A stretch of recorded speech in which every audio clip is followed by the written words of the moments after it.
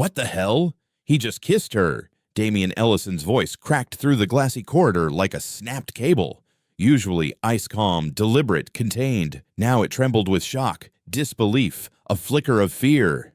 That impossible scene arrived after everything Alana Jackson had already endured. She'd been up since before dawn, 29, bones sore, clutching a tinny thermos, riding the private service elevator to Ellison Capital's penthouse level. Marisol, the household manager who'd served the Ellison family nearly 2 decades, stood waiting, spine rigid, gaze cool, and grating.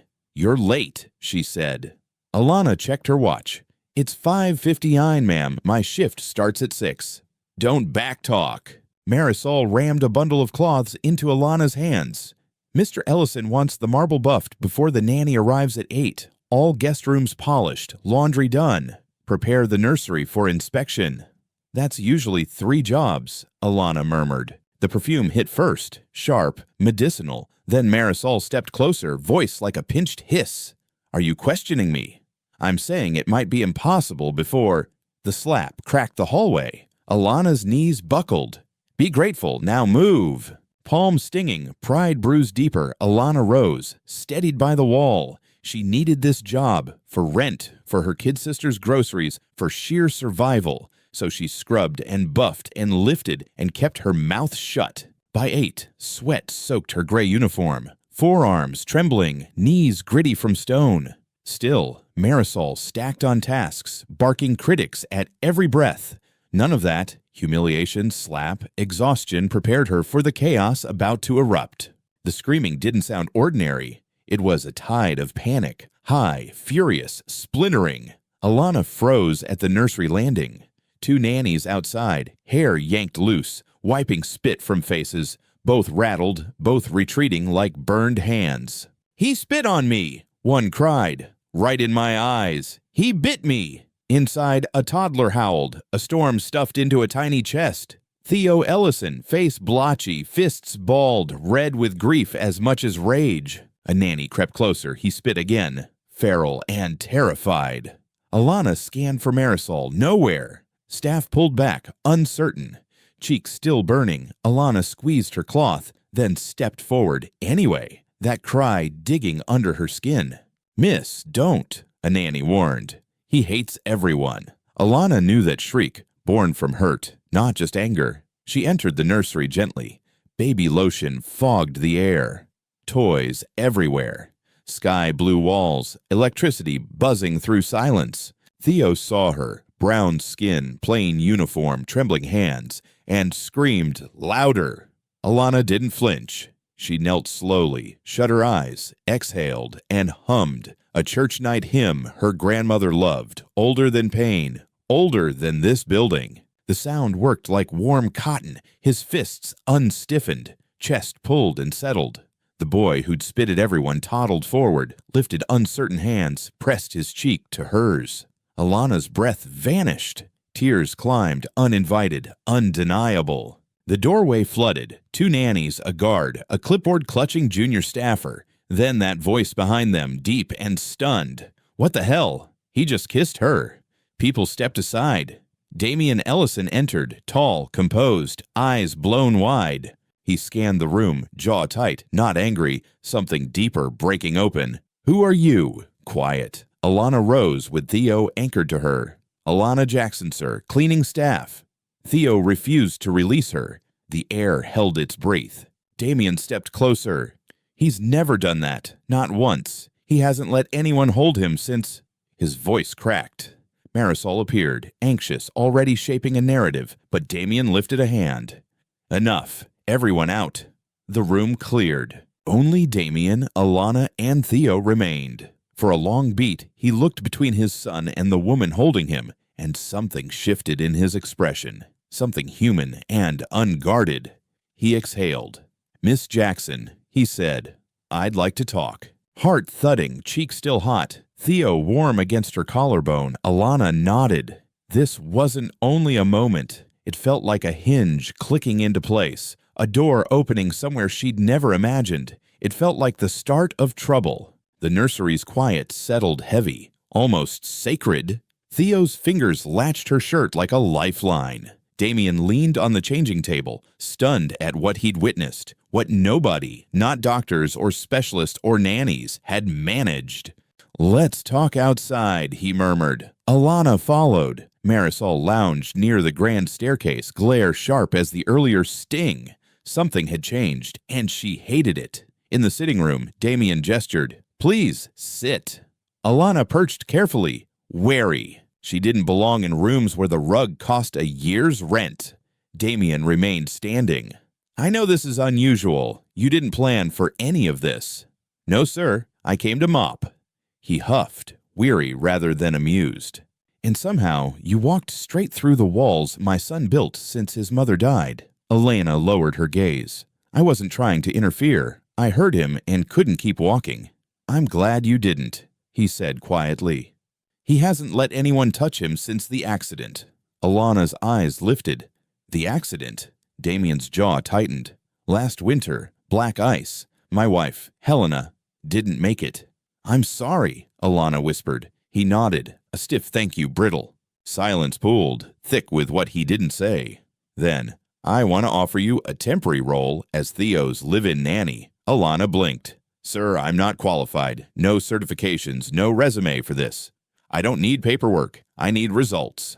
"What about your staff? The housekeeper?" "I'll handle Marisol," he cut in, voice flint. "If she's made things difficult, it stops now." Alana's cheek throbbed. "With respect, sir, people like me don't get offers like this. Not here." "Why not?" he asked. Alana's answer came quiet but steady. "Because we're not supposed to be seen." He regarded her, then stepped closer. "Theo sees you. That's enough for me." Warmth dawned slow and terrifying. "Okay," she said. "I'll try. I'll have Marisol prepare the guest room beside the nursery tonight." Alana stood, debating handshakes, bows, retreat. She nodded instead and turned, nearly colliding with Marisol, who'd clearly been eavesdropping.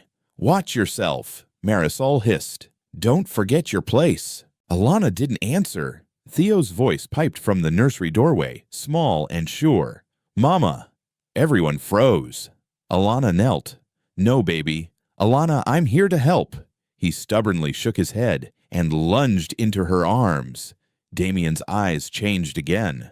That night, Alana packed everything she owned, one soft suitcase, frayed zipper, and a framed photo of her parents holding her younger sister, Maya. She kissed Maya's forehead, promised money for rent, then took the late train back. The penthouse guest room felt clean and lonely. Stiff sheets, skyline view that didn't warm the room. Alana placed the photo on the nightstand, sat in the hush, letting the day settle like a coat too big. Down the hall, Theo's giggle stitched the silence. She drifted to the nursery door. Damien read quietly, but Theo kept peeking toward the hallway, searching for her shadow. Alana smiled.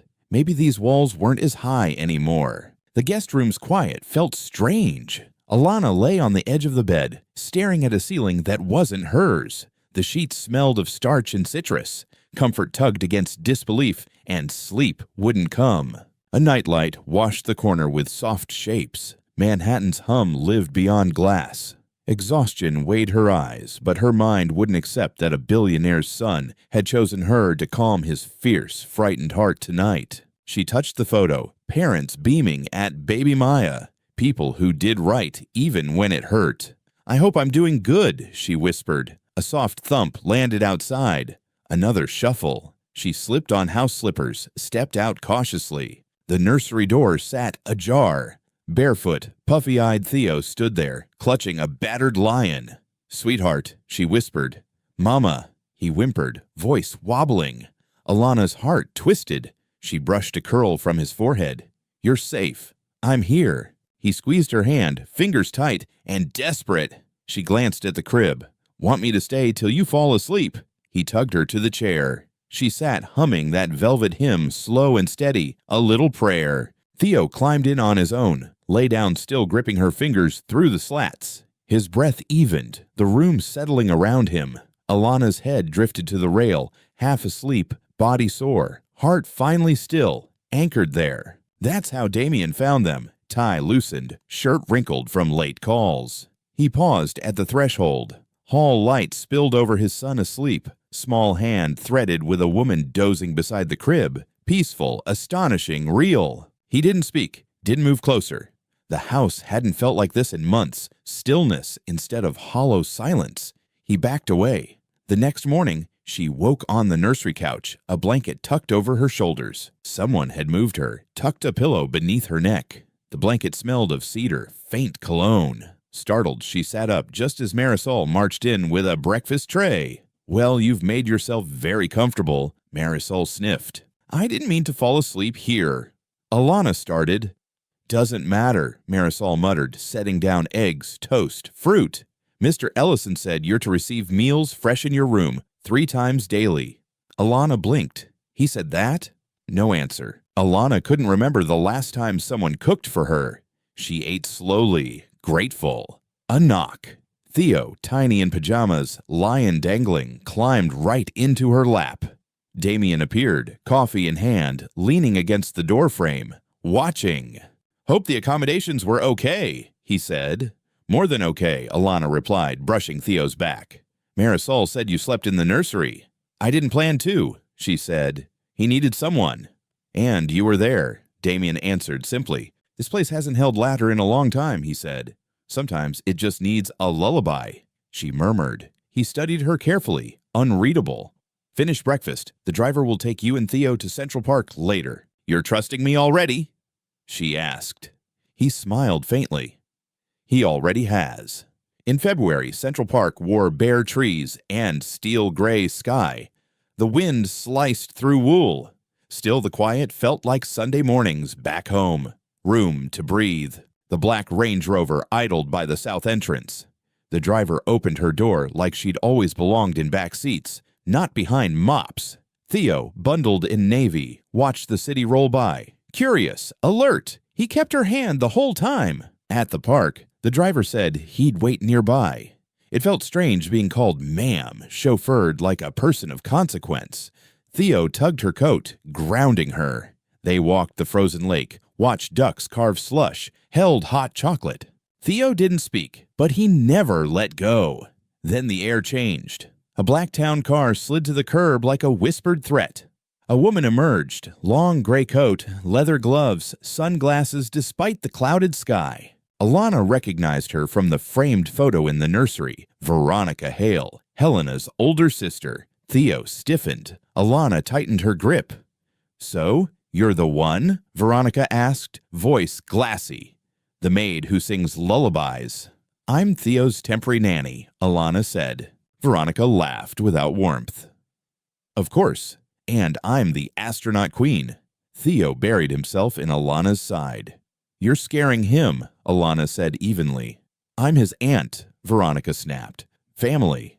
"Then don't talk like a stranger," Alana answered, blunt, honest. Veronica smiled thinly. "Easy to be bold when you're sleeping in penthouses and eating from silver you didn't earn." "I never asked for any of this," Alana said.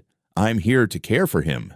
"Right," Veronica murmured. "Access." "I came to clean," Alana said. "Theo found me." Veronica's finger brushed his coat like ownership. "I'll be watching," she whispered. Theo recoiled, face hiding in Alana's jacket. That was enough. Alana turned away, boots crunching ice. Her hands shook, not with fear, but a bright, protective anger. The driver opened the door. "Home, ma'am." "Yes." Theo didn't unclasp her the entire ride. Back at the penthouse, she made oatmeal with honey and cinnamon. Comfort ritual. Theo, pink-cheeked from wind, sat quiet at the table. He hadn't smiled since Veronica. Footsteps. Damien entered, sleeves rolled, hair slightly mussed. "Marisol said you ran into Veronica," he said. "She's concerned," Alana answered, "but not about Theo." Damien sighed, rubbing his neck. Veronica's intense, controlling. "She scared him," Alana said. "She doesn't see Theo. She sees legacy, an asset to protect, not someone to love." Damien's eyes cut sharp. "You're direct." "So are you," she said. He glanced at Theo, calm now, spoon hovering over oatmeal. He didn't cry once today, longest stretch since. He couldn't finish. "He doesn't need perfection," Alana said softly. "He needs presence." Damien held her gaze. "Stay on." Indefinitely. As long as he needs me, she said quietly. I'll stay. Veronica won't be a problem, he added. Alana didn't believe it. People like Veronica didn't disappear. They circled, calculated, and waited, jaws tight behind polished smiles. Morning rose slow, city fog smearing the skyline. For the first time in months, Alana had rested. No nightmares about eviction notices or Maya crying. She cracked the window, let cold air and distant street sounds drift in carefully. Her reflection in the glass looked steadier, older by choice and experience. After a quick shower, she dressed in a soft sweater and jeans, clothes Marisol had left without a note, pulled from some cedar-scented storage, reluctant kindness. In the kitchen, Theo watched a squirrel at the garden glass, sippy cup in hand. Marisol arranged toast like a gallery piece. Good morning, Alana said. He woke at 6 asking for you, Marisol replied, finally glancing over with annoyance. Theo reached his arms. Up! Alana scooped him. Hey, sunshine, Marisol sniffed. He wouldn't eat until I played back your singing from the monitor. Monitor? Baby monitor, Marisol said. Mr. Ellison installed it back then. It helped him sleep. Now he listens to you, she added, eyes narrowing. Alana ignored the jab, focusing on Theo nesting at her shoulder. Breakfast was gentle. Oatmeal, berries, soft pancakes. She narrated plans. Garden walk, sunroom drawings, maybe cookie dough, later. He didn't talk much, but his fingers toyed with her sleeve. Later, while Marisol cleaned, Alana and Theo sprawled on the nursery rug with crayons. That's when she noticed an old frame tucked behind a line of books. Curiosity pulled it free. Helena Ellison, laughter bright, wind-flipping golden hair, baby Theo in her lap. Alana's throat squeezed. Theo reached. Mama, he said, clear as a bell. Did you just... He traced his mother's face carefully. Alana placed the picture in his lap. She loved you very much.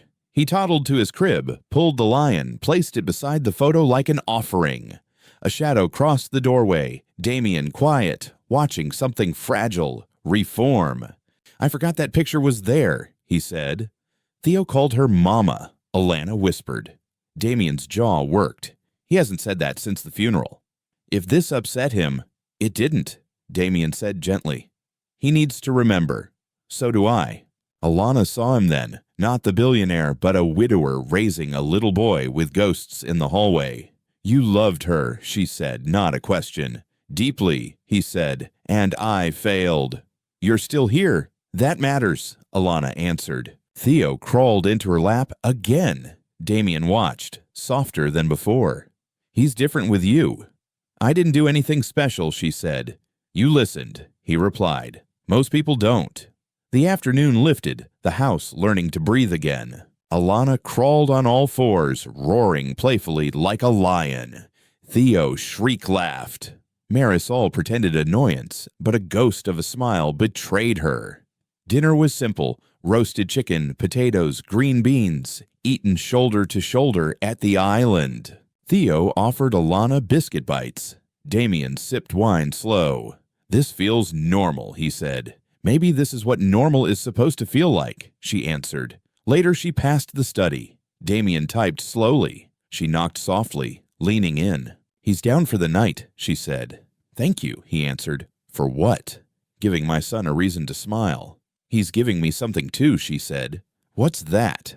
A place to belong. She left him with the flicker of hope.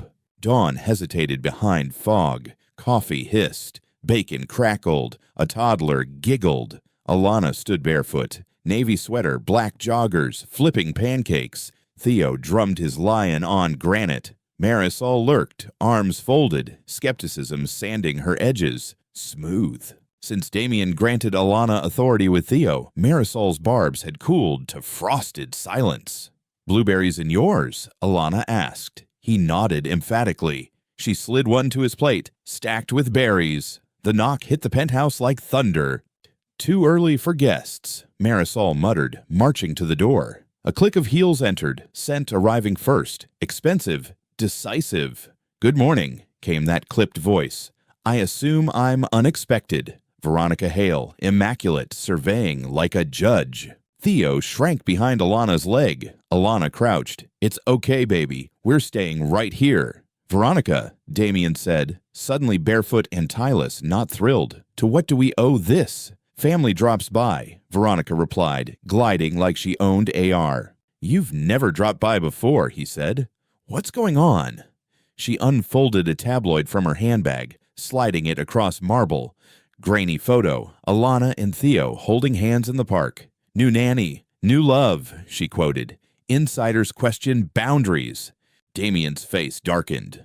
"Trash," Veronica shrugged. "Perception is power. Your board watches everything. You bring in an unvetted maid and stage happy family in public, and they question your judgment. That affects more than breakfast chatter. I don't care what tabloids say." "The board does," Veronica said, not finishing the threat. "Didn't have to." Alana stayed quiet. This wasn't her battlefield. "Miss Jackson," Veronica smiled, blade thin. "Give us a minute." Alana nodded, guiding Theo away. In the hallway, Theo whispered, "I don't like her." "You remember her?" He nodded, serious. "She makes your voice go quiet." Alana swallowed. "She can't take anything from us," she whispered. "We hold what's ours." Theo tucked lion tighter. In the kitchen, Veronica faced Damien like a prosecutor. "I'm not here to fight," she lied. "I care about Theo." "You care about optics," he said. "Child services, custody whispers. You've thrown them at me before. Don't start again." "Your judgment is clouded," she pressed. "You're grieving, attached to a girl you barely know." "I trust her," Damien answered. "Trust?" Veronica scoffed. "She scrubbed your floors 3 days ago." "And he laughs with her," Damien said. "Explain that." The unassailable truth cracked her veneer. She packed her gloves, already retreating. "Don't be shocked when it crashes," she said at the door. After story time, Theo slept. Alana returned. Damien stood over the paper, jaw set, unreadable. "I'm sorry," she said. "For what?" he asked. "The attention." "You didn't cause this," he said. "You brought peace. She brings storms." "She won't stop," Alana murmured. "No," he agreed. "Then what now?" "Now," he said, "we hold the line." Snow fell that evening, soft, then thick, Manhattan swallowing each hush like a secret. Alana watched from the nursery window, while Theo snored beneath a navy fleece. Veronica's words curled like smoke under the door, coiling around quiet. "She makes your voice go quiet." He wasn't wrong. People like Veronica didn't yell. They smothered with smiles, status, legalese. Alana recognized those voices from grocery lines, interviews, school meetings. "We're not saying you don't belong, but..." She wouldn't let Theo inherit that shrinking. She slipped into the hallway, found Marisol adjusting tulips. "Where's Mr. Ellison?" "In the study," Marisol said. "Where else after a visit from the ghost of holiday litigation?" "Did you joke?" "Don't get used to IT," Marisol answered. Alana knocked at the study, pushed the door when no answer came. Damien sat hunched, tie on the floor, half glass of scotch, hands gripping invisible pieces of himself together, fire low behind him. "You okay?" she asked. "What do you think?" he said without looking. She sat across, careful not to intrude. "She's not going away, is she?" He shook his head. "She smells blood now. Board, press, maybe even family court, custody." "You think she'd try to take him?" "She's threatened before," he said. "After Helena. Said I wasn't stable. Theo needed a maternal influence." "And now she sees me as that," Alana said. "Only not the kind she can manage." "Exactly," he said. They let silence breathe. "Why fight so hard to keep me?" Alana finally asked. He was quiet a long time, then spoke low and raw. "Because Theo chose you, and because I trust you. Even with the headlines. Especially with the headlines." "I can go," she said, the offer scraping her throat. "If it protects Theo, if it makes this easier." Damien stood, rounded the desk, folded his arms. "That's the difference between you and Veronica. She plays chess with people. You protect. You're not going anywhere." The door opened without a knock, Marisol with a white envelope. "Courier from Hale and Thatcher Law." Damien tore it open, jaw locking. "What is it?" Alana asked. "Emergency petition for a hearing," he said. "Custody challenge." claiming I created instability by letting an unlicensed, unvetted woman be his primary caregiver. The paper crackled in his grip. That was fast. She doesn't play fair, he said. She plays to win. So what now? Now, he answered, we prepare. By morning, the penthouse hummed like a war room. Damien's corporate legal team transformed the dining table, laptops, binders, timelines, caffeine. Alana stayed back, caring for Theo, catching phrases like driftwood, child psychologist, optics, board, affidavits, perception. The word optics clanged in her head. Didn't matter how Theo laughed or slept. It mattered what it looked like. She pulled Marisol aside. Be honest. Should I go? The spoon clanged into the sink. Marisol squinted. You serious? I'm not trying to win anything, Alana said. Just what's best for him. Marisol motioned to a chair. Sit. Her voice softened, fragile as it had ever been. I've served this family longer than you've been alive, Miss Jackson. I held Theo at 3 days old. Watched Helena run this place with honeyed voice and steel spine. Watched Damien crumble after the crash. She paused. I've never seen that boy laugh like he does with you. Not once. Not ever. So, if you even think about leaving, I'll personally slap sense into you.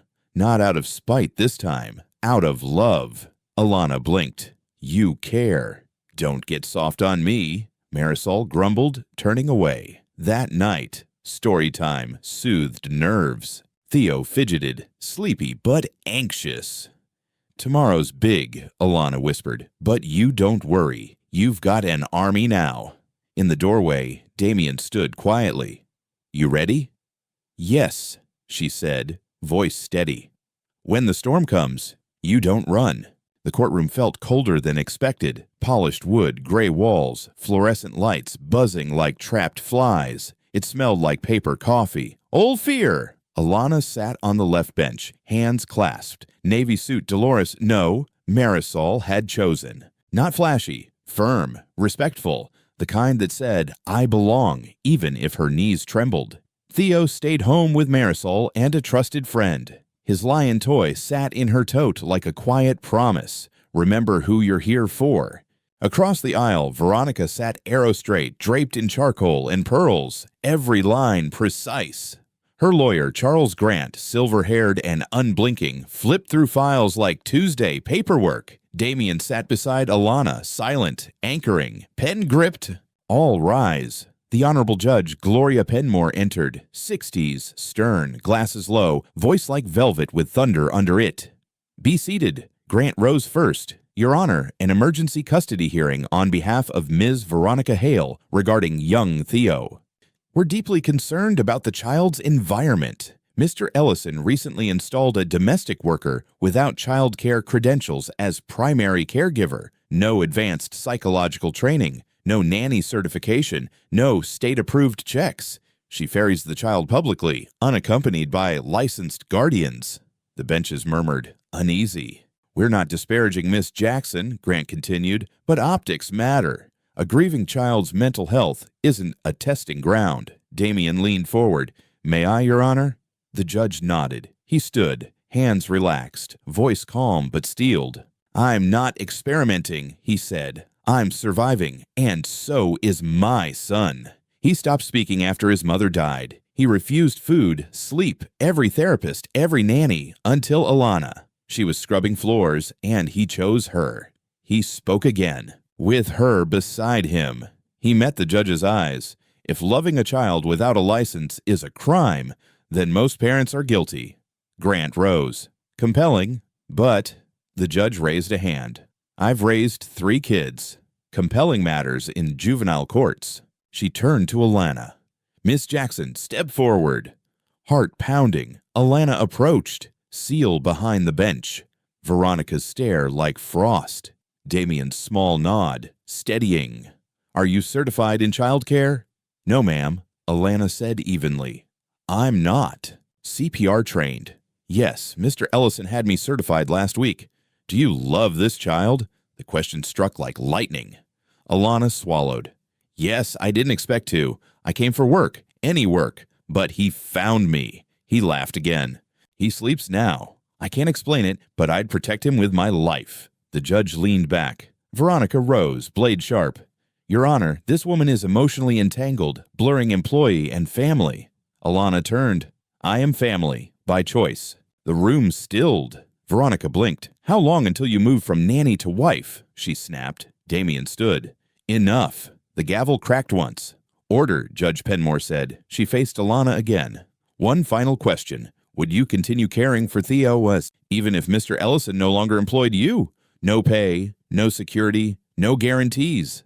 Alana didn't hesitate. Yes.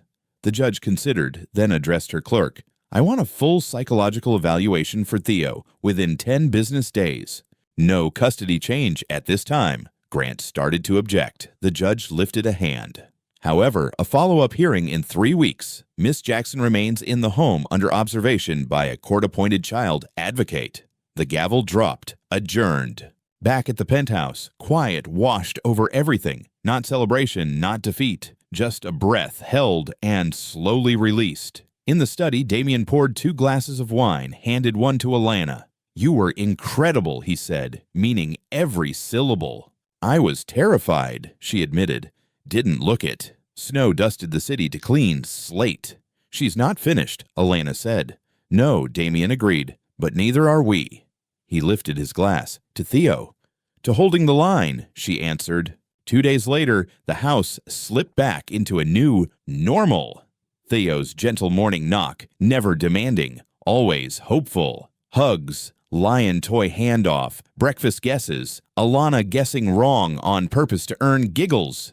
But a shadow stayed present. The court-appointed child advocate could arrive any time. Margaret Sutton, former city social worker, no nonsense, zero tolerance for blurred lines, serious about boundaries. Translation, here to find mistakes, not build bridges. Marisol adjusted a brooch, bracing herself. She's punctual, Marisol warned. No clutter, no excuses. Alana smoothed Theo's collar. So, no lion on the dining table? Absolutely not, Theo pouted. Alana whispered, hide him under your chair. I won't tell. He smiled conspiratorially. At exactly 10, the elevator chimed. Doors parted. Margaret stepped in like a lighthouse beam. Navy blazer, practical heels, leather folder, salt and pepper hair, clipped back with ruthless precision. She scanned the room without smiling. Mr. Ellison, she said. Miss Jackson, she added. Crisp. Damien gestured to the living room. We've prepared documents. I've read the file. Margaret interrupted. I'm here to observe. Her eyes landed on Theo coloring at the table. And there's the little prince. Theo didn't look up, filling his tiger with orange. May I sit with him privately? Only if Miss Jackson is present, Damien said. Judge's ruling. Margaret didn't argue. She sat opposite Theo, opened her folder, and began measured questions. Favorite foods, favorite toys, favorite places. Then deeper. Do you feel safe here, Theo? Do you like Alana? Who says good night? Theo answered in nods, whispers, short phrases. Then Margaret asked, do you miss your mommy? Everything stopped cold. His crayon rolled, tapped the floor softly. Air thinned like someone opened a door to winter. Theo's fingers stalled, body small and brave at once. Alana felt the question strike, reverberating through every fragile, newly mended seam between them. She reached, not grabbing, just anchoring. It's okay, she said low. You can answer however you want, or not at all. Margaret watched, pen hovering, posture neutral, eyes sharp, measuring not just Theo's answers, but how Alana breathed beside him. Theo's gaze shifted. Window, lion bump under his hoodie, Alana's steady hand nearby. He nudged the crayon back to the page, drew a small circle, then another. Crooked suns orbiting something brighter. His lower lip trembled, then steadied, carefully. Margaret waited. Seconds stretched. Damien stood further back, hands clasped behind him, learning to let Alana lead. Theo finally whispered, sometimes. The word landed like porcelain, soft, delicate, true. Alana kept breathing, a metronome in the room. Thank you, Margaret said, and didn't press further. Instead, she shifted. Who helps you sleep? Theo's whisper, Lana. The smallest smile for Margaret, there and gone. She made a note, closed the folder, and asked if Theo wanted a break. He nodded, slid from the chair, and tucked his lion deeper into his hoodie. Pocket! Alana ruffled his curls gently. Water? He nodded again. She walked to the kitchen, poured from the filtered tap, counting breaths, counting blessings, counting seconds. Margaret joined Damien by the island, voice low. I'll need to observe routines, bedtime, transitions, and communication, hers and yours. I'll also speak with the therapists. Damien nodded. Of course. Margaret glanced toward Alana. She's calm under pressure. Yes, he said. That seems to be what Theo needed. Margaret jotted another note. Stability is what he needs, she said. Calm is the doorway. She looked toward the nursery hallway. I'll be back this evening, if that works. It does. Alana returned with water. Theo sipped, eyes on her face.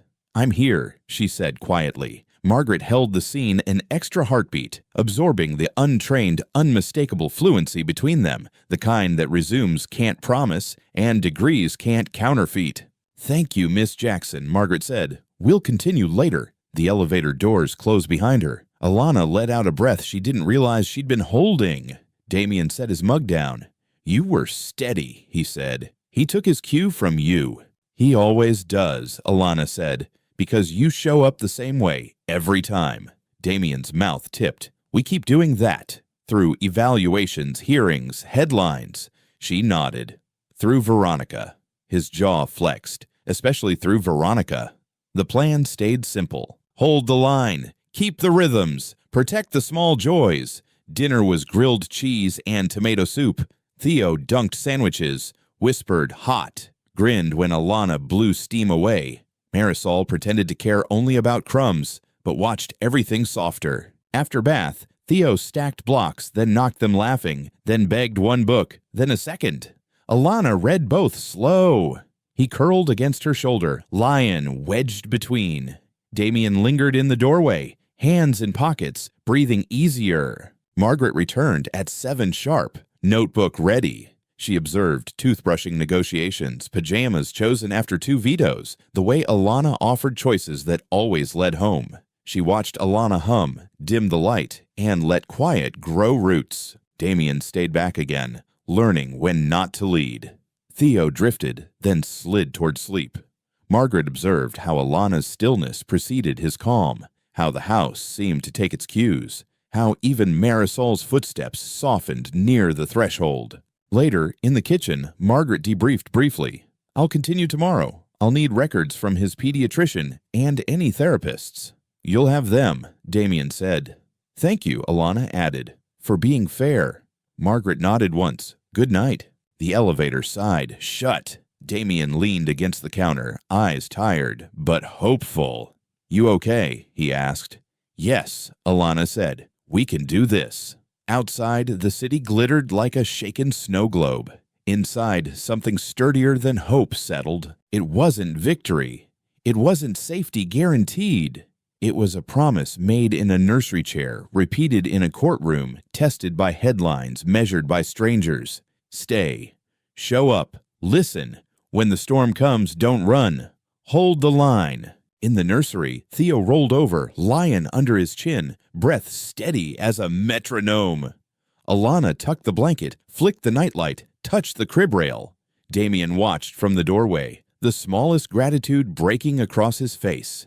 Down the hall, Marisol straightened tulips again and didn't hide her smile. Somewhere between grief and tomorrow, a family was learning how to exist. Evaluations, follow-ups, headlines could come. But tonight, the house remembered how to be still. Alana moved on instinct, kneeling beside Theo. She didn't speak, only hummed slow and low, the same lullaby from that first night. He softened against her shoulder. Margaret Sutton watched, pen whispering across paper, expression unreadable. I'll return in 3 days, Margaret said. Consistency earns children's trust. Then she left. That night, on the balcony, slush shining below, the city glittered indifferent. Damien joined Alana, 2 steaming mugs in hand, eyes kinder than usual. She didn't seem hostile, he offered. No, Alana said, but she wasn't impressed either. Every smile is evidence now. She studied him. Regret keeping me? Not for a second. She nodded, thinking aloud about earning childcare certification. You think a certificate will make Veronica respect you? He asked. No, Alana said, but it might make erasing me harder. He offered to pay. She declined. Inside, Theo's laughter rang. Damien smiled faintly. You built something real here. Real is what gets challenged most, Alana murmured. Later, while folding Theo's pajamas, she noticed a gap on the shelf. Runaway bunny missing. Behind the books, a small flash drive waited like a snake. She pocketed it, heart tightening. After Theo slept, Alana slid the drive into her laptop. One file. A video. Static. Then Veronica's voice. You wanted proof, Charles? Watch. Grainy hallway footage. Alana singing, holding Theo. Not enough, he muttered. Keep watching, Veronica purred. A second clip appeared, crudely doctored, faking Alana entering Damien's bedroom. Fade to black, implying scandal. Alana's blood chilled. Veronica wasn't just chasing custody. She was detonating Alana's credibility and leaving the shrapnel for courts. Morning air felt denser, a fog slipping through vents. Alana cooked on autopilot, eggs, fruit, juice, mind stuck on that drive. She hadn't slept, not after watching Lies loop, not after realizing how far Veronica would plunge. Theo padded in, lion underarm. Alana knelt, voice steady she didn't feel. Hungry, buddy? He nodded. Damien entered, collar unbuttoned, eyes tight. You okay? I need to show you something. Privately. Marisol nodded. She'd keep Theo busy. In the study, Alana plugged the drive into the desktop. They watched silently. Hallway truth, then bedroom fiction. Damien didn't speak for seconds. She recorded, edited, planted, and waited, he said, tucked behind Theo's books. Calculated bait. She'll try to use it in court, Alana said, throat tight, to imply something improper, that I manipulated my way inside. Damien's voice darkened. She wants you branded liability, Alana steadied. Then we fight, and fight clean. Document everything. Affidavits, metadata, chain of custody, she said. What else might she counterfeit? He nodded. I'll mobilize legal now. Then quietly, you shouldn't have to carry this. Theo's worth it, she said. He met her eyes. You're worth it too. 3 days later, Margaret returned for observation. Alana opened the door, calm-faced, nerves wired beneath. Won't take long, Margaret said, scanning the penthouse for shifts. They joined Theo, building foam towers, smiles, toppled blocks. Try again. Margaret observed 20 minutes, asked about routines, learning materials, boundaries, redirection. Alana answered with practical clarity. Then, long-term plans? Alana folded her hands. To remain reliable, present through milestones, love without transaction, predictability, not performative care. Margaret's eyebrow rose, then softened appreciably. Diplomatic, Margaret said.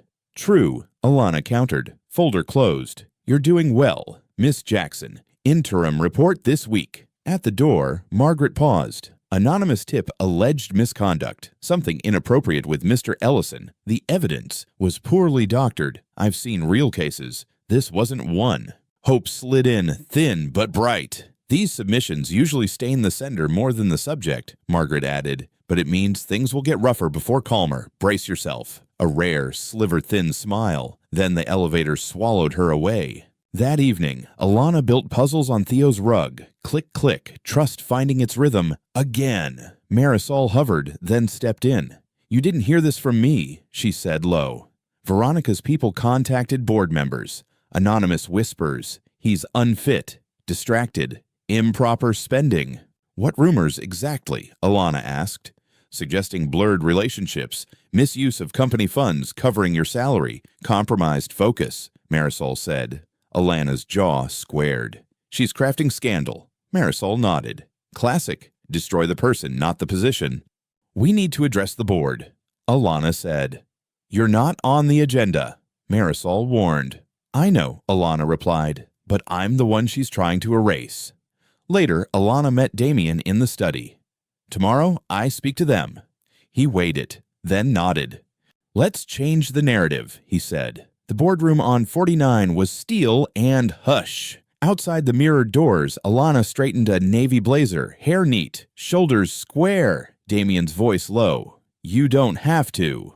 I do, she answered. Inside, 12 suits lined an obsidian table like chess pieces. Curiosity, irritation, skepticism watched her. At the head, Derek Mullins, Veronica's ally. Not on the agenda, he said. It is now, Damien answered. You've heard about her. Hear her. Alana stepped forward, heart pounding, feet steady. I scrubbed floors. I didn't audition for a scandal. I didn't ask to become a talking point, but a grieving child found safety with me, and I chose to stay. You guard legacy, she continued. Names, headlines, markets, understandable, but a child's first calm night matters more than optics. He chose me. He laughed again. That's the outcome, you say. You value stability, resilience, measurable change. She unfolded a drawing, crayon stick figures, a lion, a square high-rise labeled home. Theo drew this, him, me, Mr. Ellison, and this building. Kids don't lie about where they feel safe. Derek scoffed. Children draw anything. And they also tell the truth beautifully, she said, stepping closer. Susan Fairbanks leaned in. Do you intend a formal relationship with Mr. Ellison? The room tensed. Alana breathed. I intend honesty and time. Mostly, I intend to keep showing up. Derek shifted. What about last week's accusations? Damien cut in. Proven manipulated, anonymously submitted to smear. Derek frowned. Optics are messy. Alana met his gaze. I'm not your optics. I'm a person, a caretaker, a daughter, a worker, a witness. I know I don't fit this table, she said, but integrity and grit are already paying dividends in one little boy's nervous system. If you want resilience, you already own it. He builds with blocks nightly. Silence. Held. Susan cleared her throat. I move we pause any discussion of Mr. Ellison's guardianship fitness until the court rules. Another member seconded. Damien nodded thanks. Alana gathered the drawing, hands trembling, exhaled only after the elevator closed.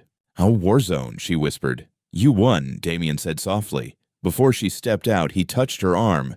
You're not going anywhere.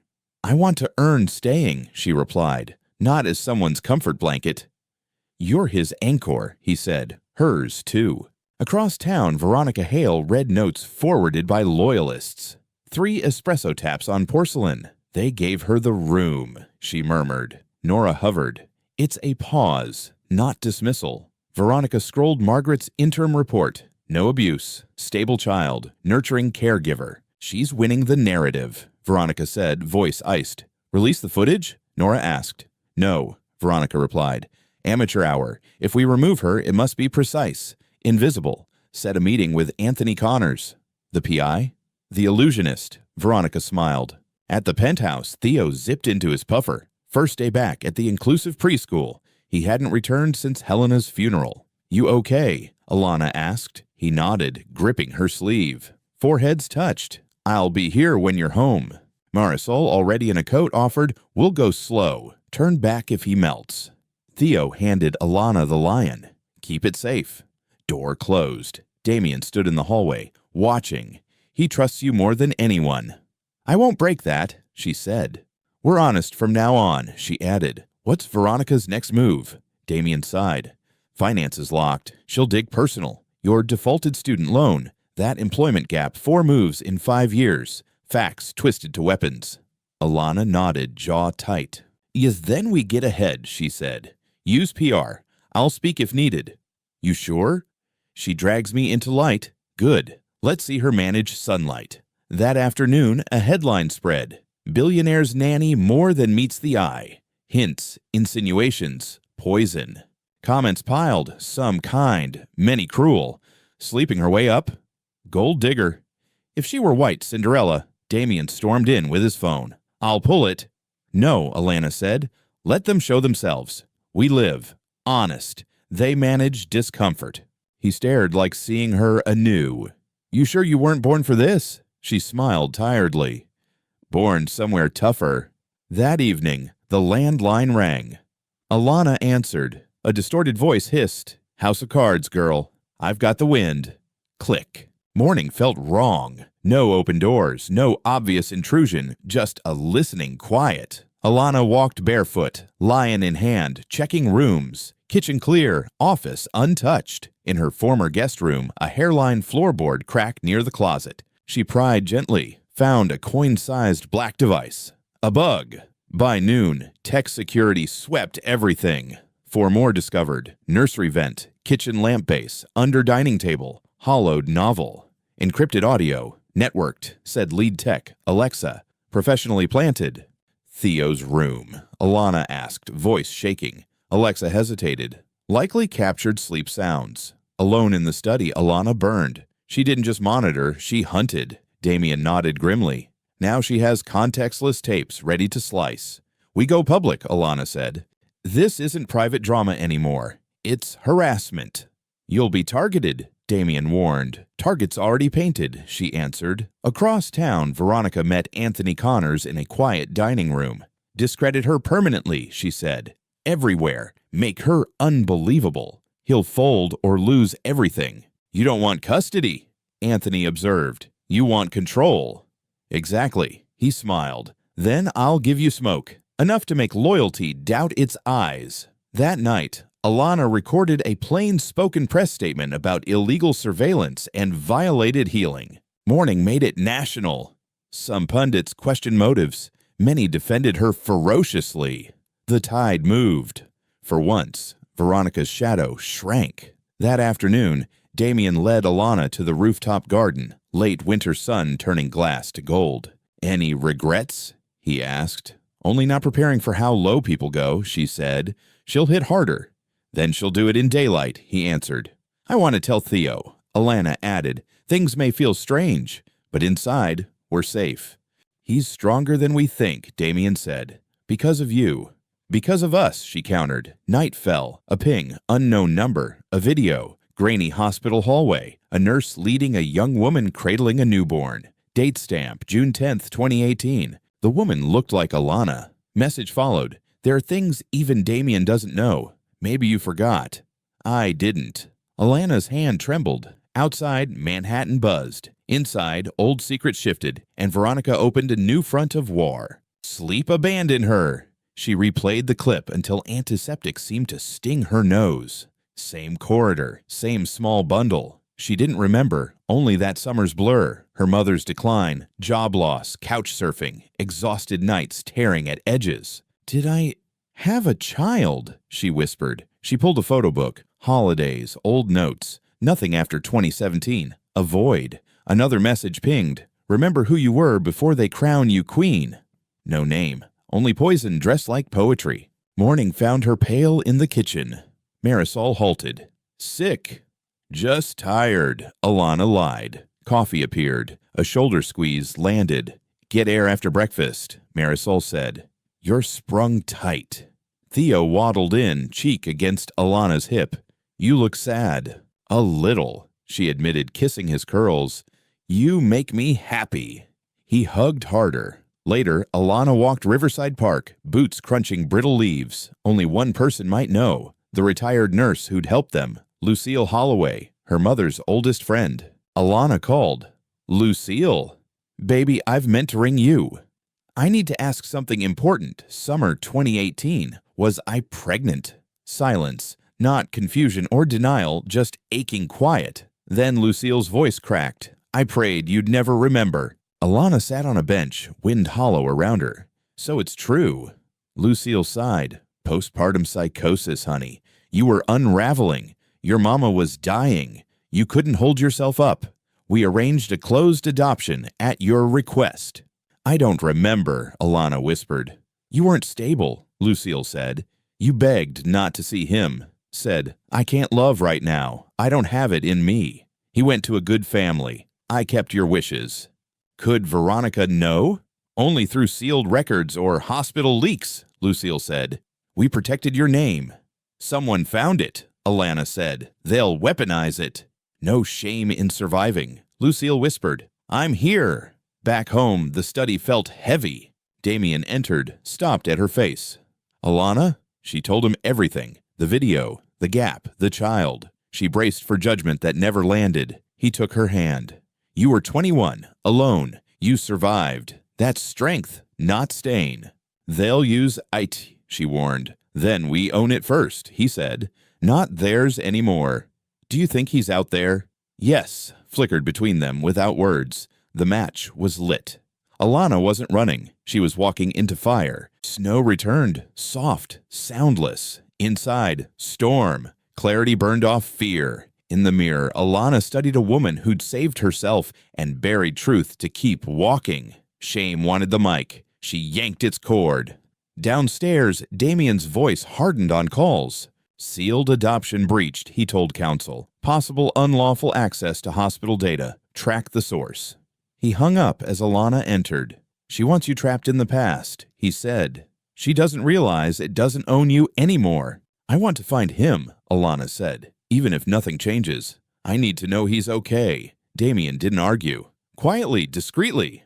Thank you, she said, a small, real smile settling. Veronica hadn't planned for Alana speaking this loud. Morning detonated. The nanny's secret baby. Veronica leaked the hospital clip, cropped and captioned to imply breakdown, viral within minutes, abandonment, unfit, unstable. Alana didn't flinch. She sat before the camera and chose truth. I'm Alana Jackson, she began. Single shot, no cuts. At 21, I placed my newborn in a closed adoption. I was alone, grieving, unwell. I chose protection. I didn't remember. I buried it. When it surfaced cruelly, I decided to face it. Diane Clark's show agreed to host her live. I don't regret saving him or me, Alana continued later on air. I regret the silence that fed shame. I'm done apologizing for survival.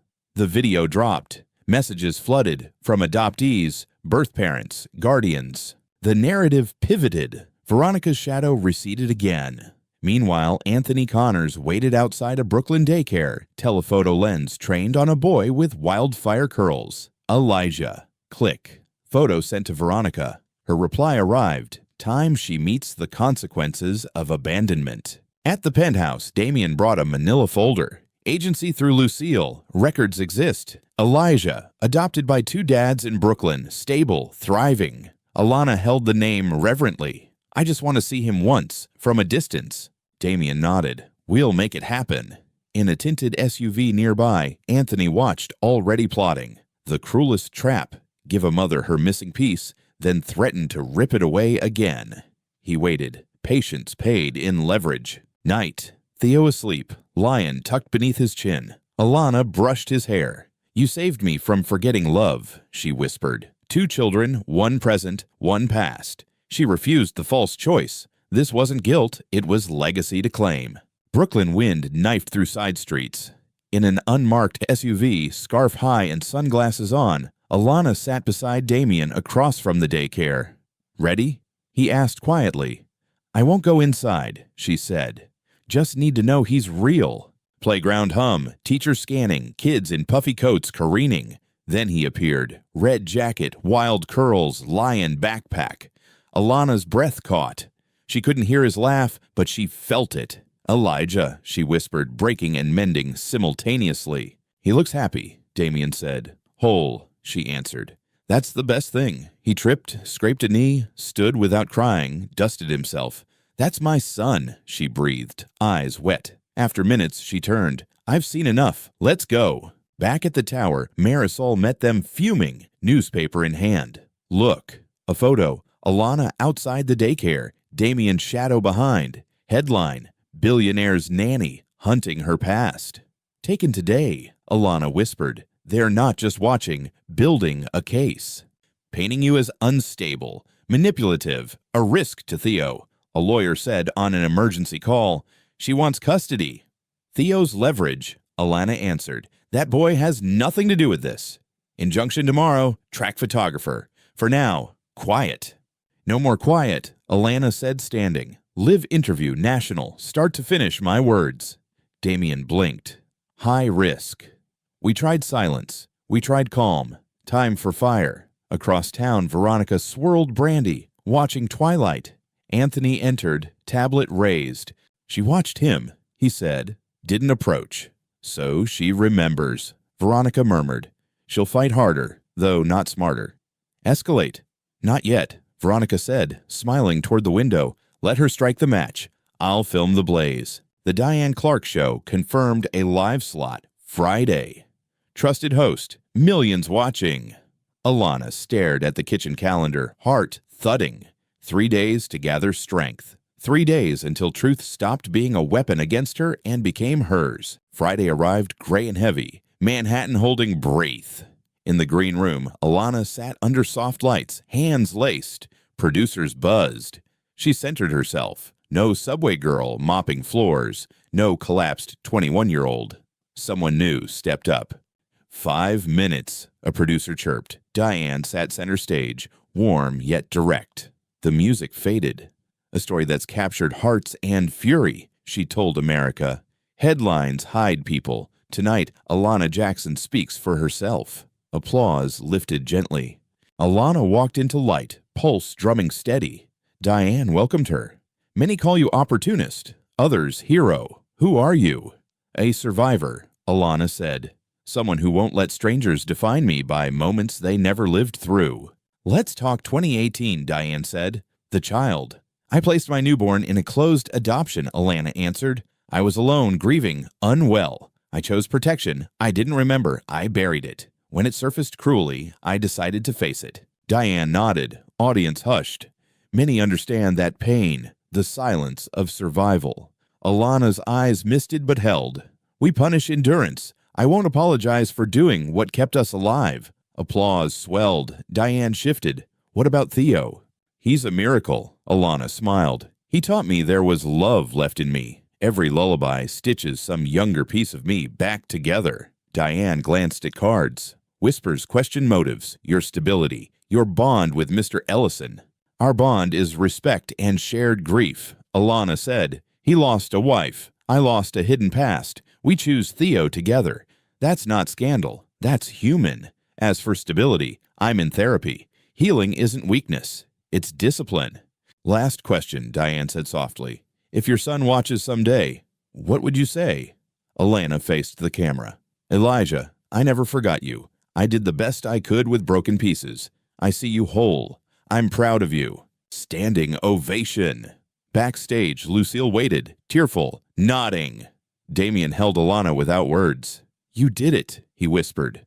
We did, she trembled, relief and resolve braided. Across town, Veronica watched credits roll, glass untouched, understanding the ground had shifted. Morning felt different, subtle wind change in faces on sidewalks, in Marisol's warm breakfast smile, in inboxes filled with letters from birth parents, adoptees, grandparents. Robe-wrapped, coffee in hand, Alana listened as Damien read overnight metrics. 6.8 million viewers, he said. Top-rated interview this year, 94% positive sentiment. Donations landing for the foundation you mentioned. I didn't ask for money, Alana murmured. People support what's real, he said. Veronica. Public silence, he replied. Privately panic. Reputation hit hard. The narrative's yours. She underestimated truth, Alana said. That afternoon, Theo built block castles, humming Alana's tune off-key. Damien watched from the doorway. You made this piece. He's teaching me courage, Alana said. You taught him safety, Damien answered. He stepped closer. I've been thinking about a future not built on reaction, something real, where no one has to prove worth, where love isn't a liability. She looked at Theo, then Damien. I want that too, if we carry truth all the way. No masks, he promised. No shame. Later, a letter arrived, no return address. Inside, a photo of Elijah with his dad smiling in sunlight. On the back, he is loved. He is safe. We honor the woman who gave us the chance to know him. Alana pressed the picture to her heart. Questions eased. Peace replaced the ache, not erasing it, integrating it respectfully. 2 months later, Veronica quietly resigned from Ellison Industries board. Settlements leaked. NDAs, old grievances. No countersuit from Alana. Restraint proved louder. She didn't need to destroy Veronica. She simply outlasted her, rebuilt something better. Spring arrived with a quiet ceremony near the daycare. Alana and Damien launched the Whisper Foundation for single mothers in crisis and children caught between silences. Theo ran the grass with giggling kids.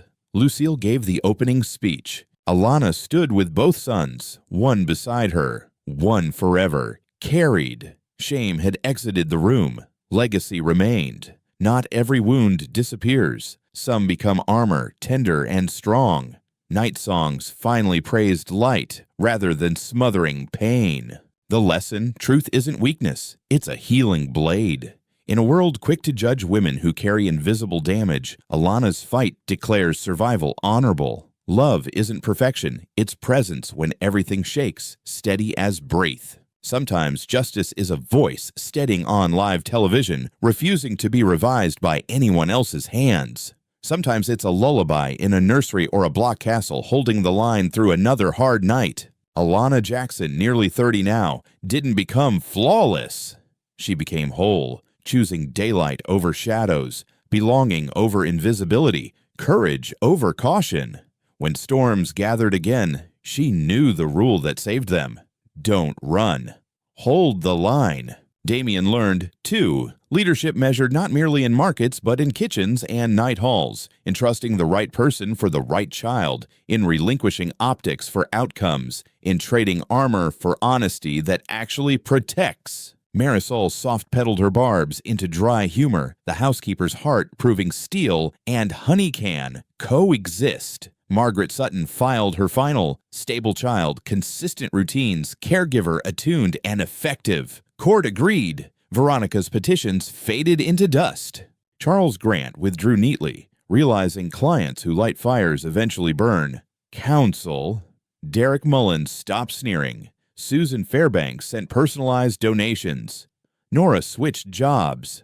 Anthony Connors vanished into the city's noise, smoke machine finally cold. And Theo, he grew, laugh bigger, sleep deeper, tantrums thinning to ordinary weather. He called lullabies fix-it songs, carried his lion to picnics, and learned the difference between silence that harms and quiet that heals. Elijah remained with his family, cherished, thriving. Another photo arrived months later, paper airplane mid-flight, small hands flung wide. On the back, he's fearless. Alana smiled. Fearless belongs to both their houses now, connected without confusion. When headlines sought fresh scandal, there wasn't any left to wring. The truth had already aired, and the world, shockingly, remembered. Not every day. Enough days to matter. Enough nights to keep breathing easy when windows dimmed. The penthouse learned stillness again. The real kind, where safety sits on the couch, where laughter chooses the hallway, where feet patter at dawn, and someone hums while flipping pancakes without checking who's listening. And when people whispered other versions, Alana's answer stayed simple. We held the line. She didn't carry proof like armor anymore. She carried mornings. That was the evidence that counted. That was always the point, stubborn and soft. In late spring, she finally framed Theo's drawing, the stick trio, the square high-rise, the lion, the word home. It hung near the elevator where everyone could see exactly what the board once questioned and life already answered. Some nights, Damien sat in the study with the door open, not to monitor, just to hear the house breathe. Leadership recalibrated itself to the meter of lullabies and museum of crayon lines drying on the fridge. Alana enrolled in evening classes on early childhood development, certificate on her terms. Not for Veronica, for herself. Knowledge stitched beside instinct, presence backed by research. Another door she wasn't supposed to open yielded anyway. When she walked home, she didn't hide from cameras. The story that tried to reduce her to scandal had expanded beyond any heirloom headline. It belonged to kitchens, classrooms, courtrooms that actually listened, rooftops where winter thawed. Sometimes she still traced the faint scar memory left, June 2018. But it didn't choke her anymore. It steadied her hand for other mothers calling the Foundation's hotline at 2 a.m., terrified, breathless. You're not alone, she told them. There's no shame in surviving, she said. We'll make a plan by morning. The Whisper Foundation kept its lights warm, phones human, grants simple.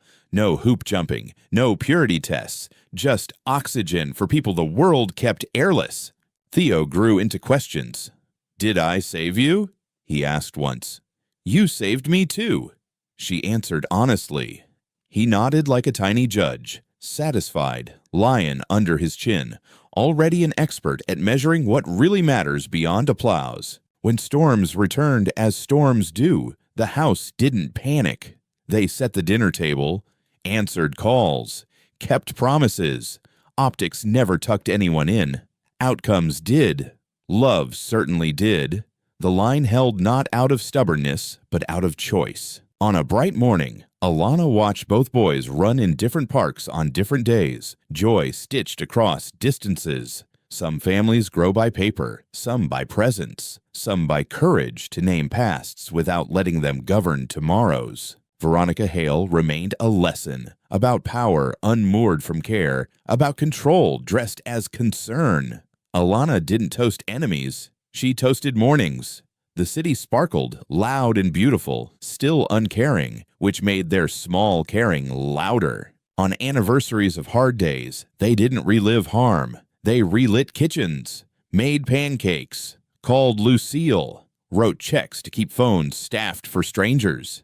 It felt like victory without parade floats, sane, sustainable, sturdy as breath. And whenever Alana passed the elevator, that framed drawing said what no press conference ever could. Home isn't a headline. It's a decision you make together again and again, especially when the camera turns elsewhere. She kept the old flash drive in a locked drawer, evidence of what malice tried. It stayed cold, powerless. Truth had already burned the oxygen out of that matchbox. Smoke didn't scare anyone here anymore. It only stained itself. The child advocate's final letter came, stamped and clinical, yet strangely warm between the lines. No basis for removal. Recommend continuity. Alana smiled, placed it behind the drawing. Paper behind crayon, systems behind lullabies, priorities ordered. Damien sometimes asked, "How'd you know to walk into the nursery that first day?" Alana shrugged. "Some cries are old, some are yours. You answer anyway." He understood. Leadership, it turned out, was an answer you practice. When Theo finally slept without the lion, Alana didn't weep. She grinned. Growth doesn't ask permission, it shows up, grinning with crumbs. She texted Margaret a photo of blocks. "He's good," Margaret replied with a rare thumbs-up emoji. Nights ended with windows cracked, city hum a lullaby of its own. The house didn't fear being seen anymore. If people watched, let them learn what steadiness looks like when no one's auditioning, when nobody's angling angles. In the rarest quiet, Alana sometimes hummed the hymn that started everything, not from hurt now, from gratitude. It sounded different in a room that no longer flinched. Same notes, new meaning. That's all healing ever promised. She wasn't the maid who wandered into a nursery. She was the woman who chose to stay, and kept choosing when storms insisted doors were exits. She turned them into thresholds. She wasn't perfect, she was present. It was enough. And enough, repeated faithfully, becomes abundance. Theo learned that. Damien learned that. Lucille already knew. The foundation was simply institutionalized enough, a scaffolding for strangers, a bridge where shame used to put moats. On summer's first hot night, Theo declared pancakes for dinner. They ate with windows open, skyline blinking. Marisol pretended to scold syrup drips, then smuggled extra blueberries. Everyone laughed. No headline could compete with that orchestra. Later, Alana tucked Theo in. Lion retired to the shelf and stood a long moment at the doorway. This was the miracle no court could order, no board could schedule. Breath in, breath out, unafraid. The house remembered stillness. And if tomorrow called for courage again, they'd show up with the same plan. Steady routines, honest sentences, no masks, no shame. The line wouldn't hold itself. People did. They had practice. Practice had become a home. The last piece of the puzzle clicked months later when Elijah's dad sent a note. He loves airplanes, says the sky is his backyard. Alana laughed aloud. Fearless, she whispered again, tucking the photo where sunlight could find it. Some stories ask for revenge. Hers asked for repair. She honored that ask. Veronica's name faded to a footnote. The city kept being a city. And kitchens kept being where the real headlines always lived anyway. She never stopped learning. Certificates framed, not as armor, but as tools. She taught parent classes at the foundation, how steadiness looks, how mornings save lives. Moms cried in gratitude. Alana cried too. Unashamed, saltwater cleans rooms. Damien proposed a future in simple verbs: cook, read, walk, listen. No page 6, no grand gestures. He didn't promise no storms. He promised he wouldn't run. She said yes to verbs, yes to mornings, yes to singing anyway. When Theo asked about the boardroom someday, Alana said, "It's just a table." He nodded wisely, rearranged blocks, built 2 bridges instead of 1. "More ways home," he declared. "Exactly," she said, memorizing the architect of their blueprint. On an anniversary of Helena's passing, they lit a candle, told happy stories, and let grief breathe without swallowing the room. Theo placed the lion beside the flame, solemn as a clerk. Love made space.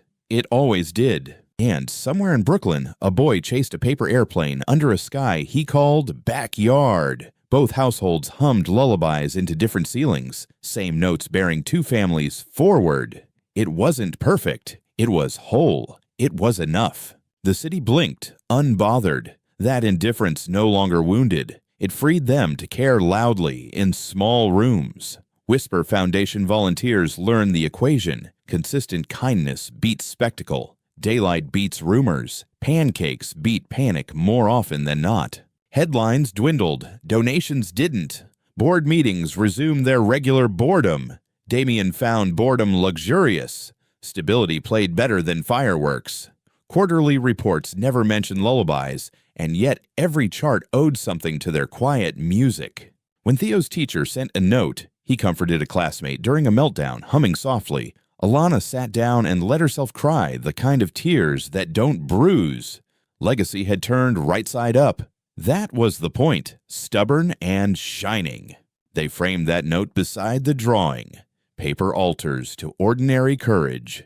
Visitors asked about them first, not the skyline. Good.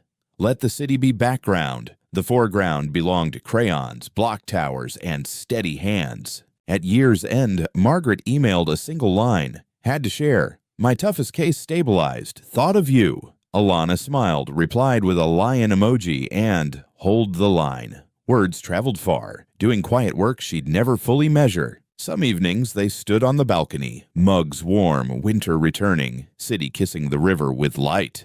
"Do you ever miss before?" Damien asked. "No," Alana said. "This is the story I wanted, the one we wrote together." She didn't need the world's permission to belong to it anymore. She already belonged to kitchens, classrooms, rooftops, night halls, small hands, brave mornings, to the version of herself who chose presence over perfection and line over exit. If anyone asked for the lesson, she gave it plain. Truth mends. Steadiness saves. Love is a verb. When storms come, don't run. Breathe, hum, pour coffee, set plates, open doors. Hold the line together again. And if they pressed for proof, she pointed to Theo sleeping and to sunlight on a crayon drawing near the elevator. Evidence enough. The house was still. The hearts were steady. The storm had learned their names and passed. Lesson 1. The people the world doesn't see may save it anyway. If you're over 65, you've lived long enough to know that the people who keep a household, a company, even a country running, are rarely the ones in the headlines. Alana arrived at that penthouse as the help. Worn-out shoes, sore back, and a paycheck already spoken for. Yet when the screaming child defeated doctors, therapists, and highly paid nannies, it was the woman with the MOP who walked into the nursery and brought peace with a humming hymn. Many of you remember working 2 or 3 jobs, standing in the shadows so others could shine. Alana's story is a reminder that our worth is not determined by our title or our bank account, but by the steadiness we bring when everyone else is falling apart. Lesson 2. Truth and vulnerability are stronger than gossip and control. Older Americans know what it feels like to be judged by whispers, by neighbors, churches, even family. Veronica tried to destroy Alana the modern way. Doctored videos, planted stories, anonymous calls, and cruel headlines. Then came the deepest cut, exposing the child Alana had placed in a closed adoption during a time when her mind and life were breaking. Many people would have crawled back into silence. Instead, she sat under bright studio lights and told the truth in plain language. No excuses, no spin. That moment speaks to every elder who has ever carried a secret out of sheer shame. Honesty, even late in life, can turn weapons into medicine. Truth doesn't erase the past, but it keeps others from owning it.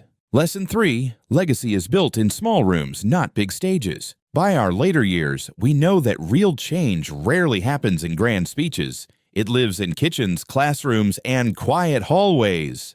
Alana and Damien didn't win just because the court ruled in their favor. They won because Theo learned to sleep without fear, because a frightened little boy began humming Fix-It songs to comfort other children, and because a foundation was born to help desperate mothers at 2 a.m. That's legacy, not spotless reputations, but repaired hearts. For those of us thinking about what we'll leave behind, their story offers a simple creed. Show up, tell the truth, keep loving when the storm howls. In the end, holding the line for one child may be the greatest victory of all. Friends, after walking with Alana through humiliation, courtroom battles, old secrets, and finally hard-won peace, I'd love to hear from you, especially those of you in your 60s, 70s, and beyond. Which part of her journey spoke most deeply to your own life? The invisible work you've done, the secrets you've carried, or the legacy you hope to leave your children and grandchildren? Share your thoughts in the comments so others can learn from your wisdom. And if this story touched you, please like the video, subscribe to my YouTube channel, and share it so more hearts can be encouraged.